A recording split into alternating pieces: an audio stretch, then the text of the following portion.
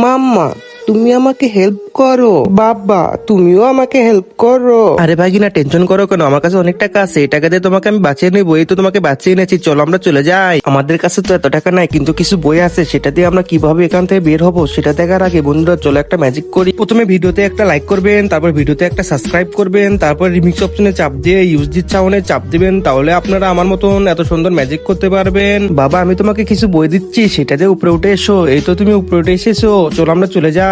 লা লা লা লা লা, মামা কি হলো? সামনে তো অনেক বড় গর্ত। ব্যাপার না, আমার কাছে অনেক টাকা আছে, এটাতে আমরা পার হয়ে যাব। বাবা, তোমাকে অনেক লেখাপড়া করতে হবে। বাবা, সামনে তো অনেক বড় গর্ত, আমরা এখন কি করব? বুদ্ধি পেয়েছি, এটা দিয়ে আমরা পার হয়ে যাব। এই তো আমরা পার হতে পেরেছি। লা লা লা লা লা লা লা লা লা লা। মামা দেখো কতগুলো স্বর্ণ, আমরা এগুলো নিব। এই টাকাগুলো দিয়ে আমরা ওখানে পার হবো। কি হলো? আমার কাছে তো টাকা নাই, চলো আমরা বাড়ি ফিরে যাই। লেখাপড়া করে যে গাড়ি ঘোড়া চড়েছে, ব্যাপার না, আমি একটা বুদ্ধি পেয়েছি, এটা দিয়ে আমরা ওই পারে পার হবো। ওরে, অনেকগুলো স্বর্ণ জিতেছি আমরা। বাবা, নাচো নাচো।